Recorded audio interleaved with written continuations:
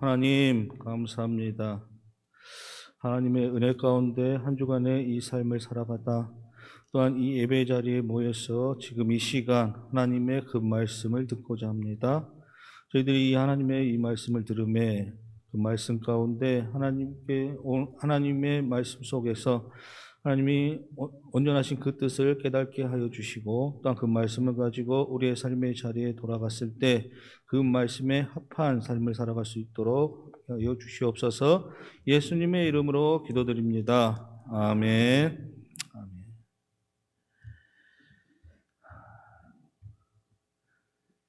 오늘은 세상을 본받지 않는 삶이라는 이 말씀의 제목을 가지고 함께 나눠보고자 합니다. 하나님께서는 우리가 이 땅에서 현실과 상관이 없이 세상과 멀리 떨어져 살기를 원치 않으십니다.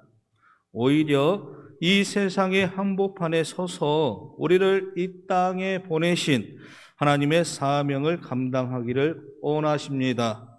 한마디로 말해서 하나님께서 우리에게 원하시는 삶은 이 세상의 한복판에 살면서 이 세상에서 빛과 소금으로 살지만 이 세상을 결코 따르지 않는 삶을 살아야 한다는 겁니다. 이것을 오늘 본문에서 이 세상을 본받지 말라라고 간단히 요약해서 말씀하고 계십니다. 그렇다면 우리는 어떻게 이 세상에서 살아가면서 이 세상을 본받지 않고 이 세대를 변혁하는 삶을 살아갈 수 있습니까? 오늘 이 말씀이 오늘 본문 말씀의 질문입니다. 로마서를 크게 두 부분으로 나눈다면 로마서 1장에서 11장까지는 교리적인 부분으로 죄인인 인간이 의로우신 하나님과 어떻게 관계를 맺을 수가 있느냐에 대한 답을 말씀하고 있습니다. 그에 대한 정답은 하나님이 우리 죄를 위해서 보내주신 예수 그리스도를 믿음으로만 이 죄사함을 받고 의롭다함을 받을 수가 있다라는 겁니다. 두 번째 말씀 부분은 12장부터 16장으로서 윤리적인 부분을 이야기하고 있습니다.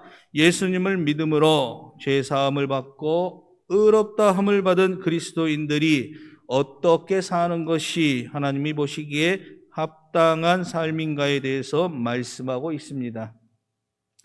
사랑하는 성도 여러분, 우리가 이 세상을 본받지 않으려면 그리고 이 세상을 극복하는 삶을 살려면 어떻게 살아야 하겠습니까? 말씀은 교훈합니다. 우리의 몸을 하나님께 드려야 합니다. 1절 말씀입니다. 우리 다 같이 1절 말씀을 함께 읽도록 하겠습니다. 그러므로 형제들아 내가 하나님의 모든 자비하심으로 너희를 권하노니 너희 몸을 하나님이 기뻐하시는 거룩한 산 제물로 드리라. 이는 너희가 드릴 영적 예배니라. 아멘. 아멘. 성도가 예수님을 믿고 영접한 다음에 가장 먼저 일어나는 변화 중 하나는 우리의 몸이 하나님의 성전이 되는 겁니다. 물론 그렇다고 우리의 신체 속에 어떠한 변화가 일어나는 것은 아닙니다. 그렇지만 이것이 얼마나 놀라운 변화인지 모릅니다. 우리가 예수님을 나의 구주로 믿고 영접하면 그 순간 성령님께서 우리의 마음에 찾아오십니다. 그리고 우리의 몸을 하나님이 사용하시기 원하시는 하나님의 성전으로 변화시켜 주십니다. 즉, 더 이상 우리의 몸은 우리의 것이 아니요 하나님의 것이 되는 겁니다. 따라서 우리의 몸은 내가 기뻐하는 육적인 삶을 뒤로 하고 이제 하나님이 기뻐하시는 거룩한 일을 앞장서서 해야 합니다. 이제 나의 목적이 아닌 하나님의 목적을 수행하는 거룩한 도구로 사용되어져야 합니다. 그래서 고린도전서 6장 19절에서 20절 말씀을 보면 너희 몸은 너희가 하나님께로부터 받은 바 너희 가운데 계신 성령의 전인 줄을 알지 못하느냐. 너희는 너희 자신의 것이 아니라 값으로 산 것이 되었으니 그런즉 너희 몸으로 하나님께 영광을 돌리라고 말씀하고 계십니다. 성경은 우리의 몸이 하나님께서 사용하시기에 합당한 거룩한 도구가 될 수도 있고, 동시에 하나님께서 사용하시기에 합당치 못한 더러운 도구가 될 수 있다고 말씀합니다. 우리의 몸을 어떻게 사용하느냐에 따라서 우리가 의의 도구가 될 수가 있습니다. 또한 불의의 도구가 될 수 있습니다. 부엌에서 어머니가 사랑하는 가족들을 위해서 맛있는 음식을 준비합니다. 자, 어머니의 손에는 칼이 들려져 있습니다. 이 칼을 사용하여서 가족들이 좋아하는 여러 가지 요리들을 합니다. 고기도 자릅니다. 두부도 자릅니다. 생선도 자르고요, 야채도 자릅니다. 그래서 맛있는 음식을 만들어서 이 가족들과 행복한 이 시간을 보내게 됩니다. 이것은 아름다운 일입니다. 그러나 똑같은 부엌의 칼이 강도에게 들려있다라고 생각해 보십시오. 얼마나 끔찍하고 얼마나 무섭습니까? 같은 이 도구가 누구의 손에 들려있는가에 따라서 전혀 다른 기능을 행할 수가 있습니다. 사랑하는 성도 여러분, 우리들의 몸을 하나님께서 사용하고 있습니까? 아니면 마귀나 죄에 붙잡혀 악한 도구로 사용되어지고 있습니까? 나의 입술을 통해서 가난하고 고독하고 외로운 이들을 격려하는 말들이 사용되고 있습니까? 내 손이 하나님의 손이 되어 힘이 없고 연약한 사람들의 손을 잡아주는 다정한 손으로 쓰임을 받고 있습니까? 내 발이 하나님이 가라하는 곳을 향해서 가고 있으며 복음을 전하는 이 아름다운 발로 쓰임받고 있습니까? 우리의 몸을 하나님께서 사용하고 계십니까? 아니면 사단이 우리의 몸을 사용하고 있는 것은 아닙니까? 누가 우리의 몸을 붙들고 있으며 사용하고 있는가에 따라서 우리의 몸은 의의 도구 혹은 불의의 도구로 사용될 수가 있음을 기억하셔야 합니다. 오늘날 현대인들은 얼마나 자신들의 이 몸을 죄악의 도구로 불의의 병기로 내놓고 살고 있는지 모릅니다. 오늘 이 시대에 아직도 만연되고 있는 알코올 중독이나 마약, 부절대한 성적 타락, 에이즈 등과 같은 이 끔찍한 병이 바로 이러한 결과입니다. 오늘 성경에서는 우리의 몸을 하나님께 드리는 거룩한 산제물로 드리라고 말씀하고 계십니다. 거룩하다라는 이 말의 뜻은 단순히 깨끗하다라는 이 뜻보다도 어떤 목적을 위해서 구별되었다라는 뜻으로 사용되고 있습니다. 즉 우리의 몸이 하나님이 사용하시기에 합당하도록 하나님이 기뻐하시는 이 일의 목적을 이하여 구별되어 있어야 합니다. 하나님은 우리의 몸을 하나님의 기쁘시고 선하신 일을 위해 사용하기를 원하십니다. 내 몸과 내 시간과 내 전 존재를 아름답게 사용하기를 원하십니다. 우리의 몸은 하나님 앞에 구별되어 있습니까? 우리의 몸은 하나님의 영광을 위해서 사용되어지고 있습니까? 하나님께서 기뻐하시는 선한 일에 내 입술이, 내 발걸음이, 내 심장이, 내 호흡이, 내 전 존재가 사용되어지기를 소망합니다. 아멘. 우리가 세상을 본받지 않기 위해서는 말씀은 교훈합니다. 우리의 마음을 새롭게 해야 합니다.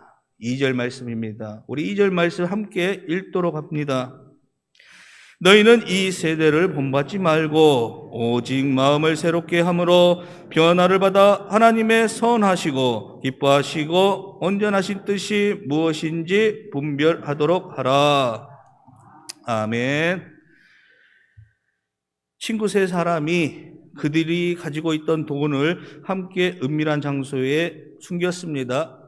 그런데 그중 한 사람이 돈을 훔쳐갔습니다.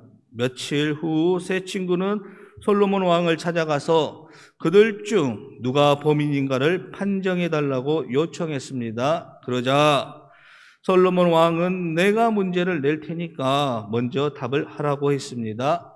어떤 부자 처녀가 청년에게 시집가기로 약혼을 했는데 그 처녀는 그 후 다른 남자와 사랑에 빠졌습니다. 처녀는 약혼한 청년을 찾아가 위자료로 주겠으니 파혼해 달라고 했습니다. 그러자 청년은 위자료 따위는 필요 없다라고 하면서 파혼에 동의해 주었습니다. 그런데 그 처녀는 어떠한 노인에게 유괴되었고 돈을 내놓으면 보내주겠다라는 위험하는 노인에게 그녀는 나는 약혼한 남자에게 파혼을 요구했는데 그는 위자료도 받지 않고 나를 놓아주었는데 당신은 똑같이 나를 해방시켜 주어야 한다라고 이렇게 요구를 하자 노인은 즉석에서 처녀를 해방시켰습니다. 이 가운데 누가 제일 칭찬받아야 할 사람인가? 라고 솔로몬 왕이 물었습니다. 첫 번째 사람은 위자료도 받지 않고 약속을 취소해 준 청년이 칭찬을 받아야 합니다.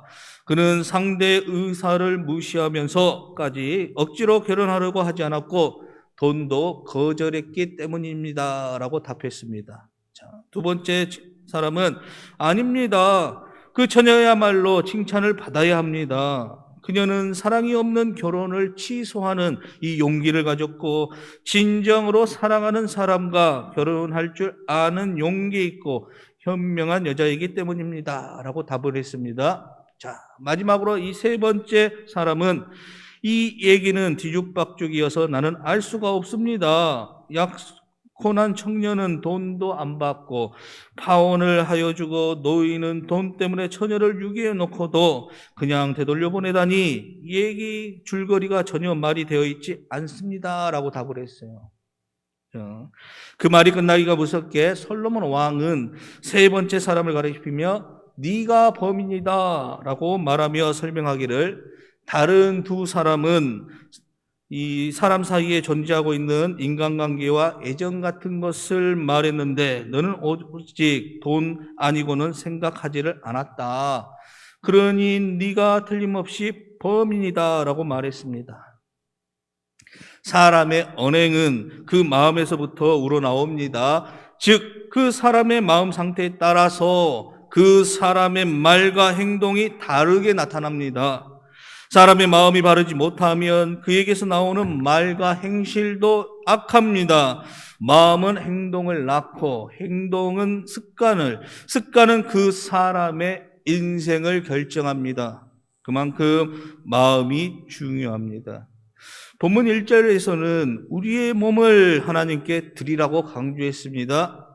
그러나 우리는 여기에서 머물러서는 안 됩니다. 몸을 지배하는 것은 마음입니다. 따라서 우리의 몸이 하나님이 기뻐하시는 도구로 사용되려면 우리의 마음이 변화되어야 합니다.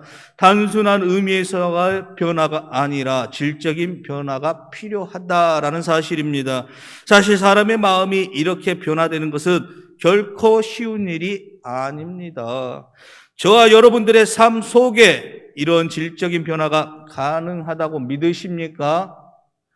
우리가 우리 자신의 삶의 모습을 보아도 그렇게 오래 교회를 다니고 그렇게 말씀을 많이 보고 들었음에도 우리의 모습은 좀처럼 변화되지 않습니다.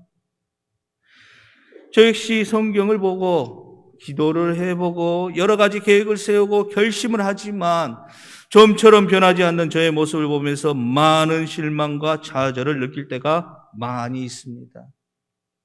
그러나 감사한 것은 성경은 우리의 마음이 변화를 받되 한 번에 새롭게 되라고 말하지 않습니다. 왜냐하면 우리의 변화는 하루아침에 이루어지지 않기 때문입니다. 물론 우리를 구원한 예수님을 믿음으로 의롭다 함을 받는 칭의는 단 한 번에 이루어집니다. 이것은 죄인 된 상태에서 하나님 앞에 의롭다라고 선언받는 겁니다. 하지만 하나님 앞에 의롭다 선언을 받았지만 아직 우리 안에는 죄성이 가득합니다. 그래서 우리가 그렇게 노력을 해봐도 변하지 않는 이유가 여기에 있습니다. 성경은 우리가 죄와 싸우기를 피 흘리기까지 싸우라고 명령합니다. 그만큼 우리의 죄성이 강하다라는 사실입니다. 그래서 늘 깨어 있으라, 쉬지 말고 기도하라. 그리고 또 우리 말씀이 있잖아요. 성령 충만함을 늘 잊지 말아라 라고 말씀하는 이유가 거기에 있어요. 우리의 이 연약함으로 인해서 우리는 늘 무너지기 쉬운 연약한 존재이기 때문이에요. 그래서 성경은 구원은 단번에 되지만 주님을 닮아가는 그 삶, 즉 성화되는 삶은 우리가 주님이 날아가는 그날까지 계속해서 싸우며 이루어 나가야 한다라고 말합니다. 즉 조금씩 마음을 새롭게 함으로 점진적으로 나아가는 겁니다. 오늘 내가 나에 대해서 실망할 수밖에 없지만 그 많은 삶의 조건과 상황에도 불구하고 나는 마침내 하나님의 은혜와 자비로 변화될 수 있다는 사실을 믿으시기 원합니다. 때로는 느린 것 같지만 점진적으로 하나님께서는 이제 어제보다 오늘보다 내일 우리를 더 주님 닮은 삶의 모습으로 변화시킬 겁니다. 죄성을 가진 연약한 우리 자신들을 보기에 앞서 우리는 변화시키실 그 주님의 마음을 쏟는 믿음의 귀한 백성들이 다 되시기 원합니다. 우리의 마음은 쉽게 변하지 않아요. 여러분들 잘 아시잖아요. 이스라엘 백성들이 출애굽하였을 때 광야 생활 40년 가까이 이렇게 하면서 그 시간을 연단의 시간이라고 합니다. 그들을 그렇게 하나님께서 가르치고 이끄시고 하셨음에도 불구하고 그들이 젖과 꿀이 흐르는 땅에 들어갔을 때 그들의 마음이 어떻게 됐습니까? 그들의 삶이 풍요로워졌을 때 그들의 마음이 어땠습니까? 기억하세요. 그런 존재가 바로 우리라는 것, 그런 연약한 존재가 바로 우리라는 걸 늘 기억하시기 원합니다. 세상을 본받지 않는 삶을 살기 위해서는 말씀은 교훈합니다. 우리의 의지를 하나님의 의지로 바꿔야 합니다. 3절 말씀입니다. 우리 다 같이 3절 말씀을 함께 읽도록 합니다. 내게 주신 은혜로 말미암아 너희 각 사람에게 말하노니 마땅히 생각할 그 이상의 생각을 품지 말고 오직 하나님께서 각 사람에게 나누어 주신 믿음의 분량대로 지혜롭게 생각하라. 아멘. 2절 말씀에서 보면 우리가 하나님의 선하시고 기뻐하시고 온전하신 뜻이 무엇인지 분별하라고 나와 있습니다. 그리고 이어지는 3절 말씀에 보면 하나님의 뜻을 분별한 다음에 믿음의 분량대로 지혜롭게 생각하라고 말씀하고 있습니다. 즉 하나님의 뜻 가운데서 가정에서 사회에서 구체적인 삶의 자리에서 어떤 삶을 살아야 하는지에 지혜롭게 잘 생각하고 행동하라는 겁니다. 그러기 위해 우리에게 필요한 것은 우리의 의지가 하나님의 뜻을 향하여 초점을 맞추는 겁니다. 마음이 변화되려면 의지의 변화가 필요합니다. 그러나 우리 인간의 문제는 우리의 의지가 우리의 마음대로 되지 않는 데 있습니다. 그렇기 때문에 우리에게 필요한 것은 하나님의 은혜입니다. 오직 전능하신 하나님의 그 은혜만이 우리의 의지를 바꾸고 또한 우리의 마음을 변화시켜 우리의 삶을 새롭게 할 수 있습니다. 하나님의 은혜가 우리를 도울 때 우리는 제일 먼저 하나님의 뜻대로 살고 싶다라는 이 소망이 생깁니다. 우리에게 하나님의 뜻대로 살고 계십니까? 라고 또한 묻는다면 사실 우리는 대답하기가 무척 어렵습니다. 그러나 비록 하나님의 뜻대로 그대로 온전히 준행하는 삶은 아니지만 우리의 마음속에 하나님의 뜻을 사모하며 그의 뜻대로 살고자 하는 강렬한 마음이 있는 것을 고백하실 수 있을 겁니다. 이것이 우리의 소망입니다. 이것이 하나님의 은혜입니다. 적어도 예수님을 구세주와 주님으로 고백하고 구원받는 사람이라면 그분의 뜻을 즐거워하는 마음이 우리 안에 있어야 합니다. 성경에 나온 기도 중 가장 위대한 기도는 겟세마네 동산에서 내 뜻대로 마옵시고 아버지의 뜻대로 하옵소서라고 기도하신 예수님의 기도일 겁니다. 왜 그렇습니까?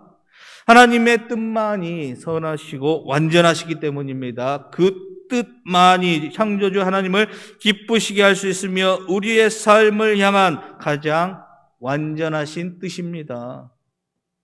이런 하나님의 선하시고 기뻐하시고 온전하신 그 뜻이 무엇인지 분별하고 그 뜻대로 살도록 구하시기 원합니다. 이 세대를 본받기를 거절하고 또한 이 세대 속에 빛나고 아름다운 증거를 남겼던 이 미국의 한 그리스도인의 이야기를 드리려고 합니다. 미국의 유명한 오페라 가수였던 제롬 하인스의 소원은 이 뉴욕의 메트로폴리탄의 오페라 무대 위에 서서 노래하는 것입니다.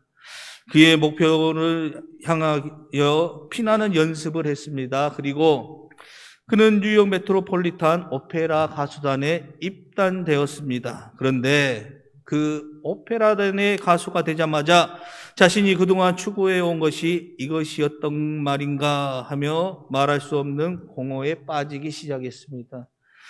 어느 날 그는 자신의 뉴욕의 아파트에서 이 공허한 마음을 달래면서 TV를 켰습니다.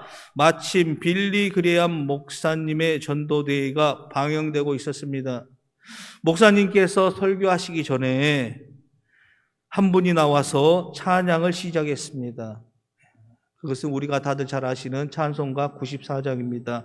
주 예수보다 더 귀한 것은 없네. 이 찬양을 조지 베버리 쉐어라는 이 분이 바리톤의 이 영감 있는 목소리로 노래하는 이 모습을 보면서 제롬 하인스는 충격을 받기 시작했습니다.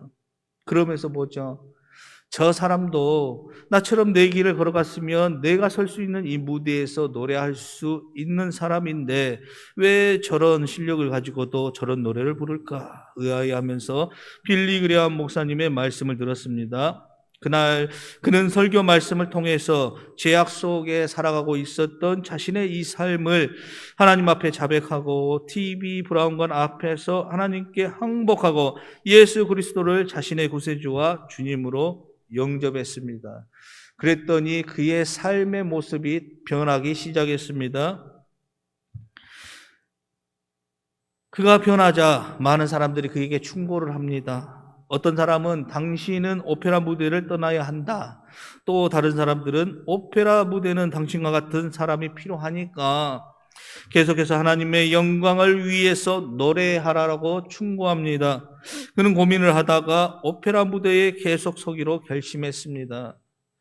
그러나 이제 그의 목적은 달라졌습니다. 더 이상 박수갈채를 즐기거나 자신이 스타가 되기 위해서가 아니라 이제는 하나님의 영광을 위하여 자신의 목소리가 어떤 사람들의 영혼을 구원하는 하나님의 도구로 쓰임받기 위해서 그는 오페라 무대에 당당하게 서서 창조의 하나님을 계속해서 노래하기로 결단하였습니다. 그런 어느 날 그가 오랫동안 소원하던 오페라 작품의 주인공으로 뽑히게 되었고 계약서에서 사인한 후에 연습을 시작했습니다. 그런데 연습을 하는데 그 소곡에 나오는 춤이 있었는데 그 춤은 거의 나체의 몸으로 춤을 춰야 했습니다. 자, 본래 작품에는 그러한 내용이 없었는데 그러한 내용들이 들어가자 이 감독이 이야기합니다. 현대인들에게 있어서 이러한 방법이 필요하다라는 대답이었어요. 그래서 자기가 부르는 노래의 가사 가운데 저지스러운 이 욕설이 들어있는 것에 그는 불쾌해서 이 노래를 부를 수 없다라고 이야기합니다. 그랬더니 이 감독이 이 매니저를 찾아가 보라고 이렇게 말합니다. 그는 당시에 유명한 빙이라는 이 매니저를 찾아갑니다. 그에게 항의를 했습니다. 이런 노래를 부를 수 없다라고 하였습니다. 그러자 이 매니저는 할 수 없다며 다른 사람을 쓰겠다라고 했습니다. 그러자 제롬 하인스가 계약을 폐기하기 때문에 당신이 벌금을 물어야 한다라고 했습니다. 그는 막대한 벌금을 지불하고 오페라의 가수직을 떠났습니다. 그분의 간증집을 보면 그가 오페라단 사무실에 사표를 던지고 나오는 그 순간 이 세상에 태어나서 최초로 진정한 기쁨을 경험하였다라고 고백했습니다. 해가 저무는 뉴욕의 방거리를 걸어 나오면서 그는 자기에게 감동을 주어 자신을 변화시켰던 조지 베버리 쉐어의 복음성가를 밤하늘을 향하여 홀로 부르기 시작했습니다. 우리 찬송가 94장입니다. 우리 1절 말씀만 우리 찬양 한번 하도록 합시다. 자, 우리 1절. 우리 찬송가 94장 1절만 한번 하도록 합니다.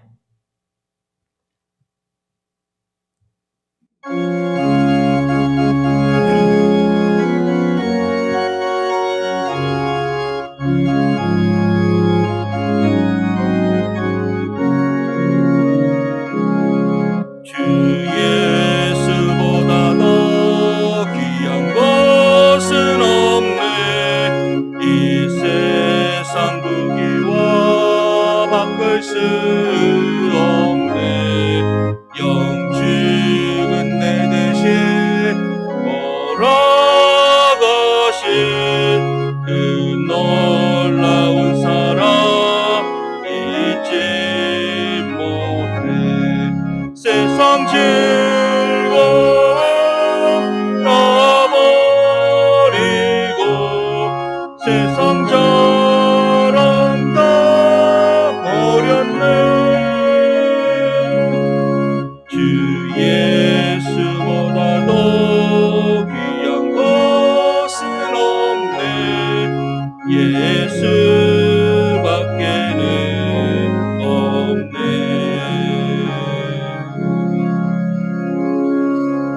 아멘.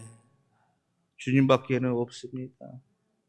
성도 여러분, 제로마이스는 실패자요 어리석은 사람입니까? 세상은 그를 냉소할지 모르지만 그는 이 세상에 태어나서 진정한 자유와 참된 기쁨을 경험한 이 세상에서 승리한 사람이었습니다. 하나님의 눈으로 볼 때, 믿음의 눈으로 볼 때 그는 이 세상을 본받지 않고 그의 몸과 그의 마음, 그의 삶을 하나님 앞에 거룩하게 드리는 귀한 일을 감당하였습니다. 저와 여러분 역시 이러한 삶을 살기를 소망하지 않겠습니까?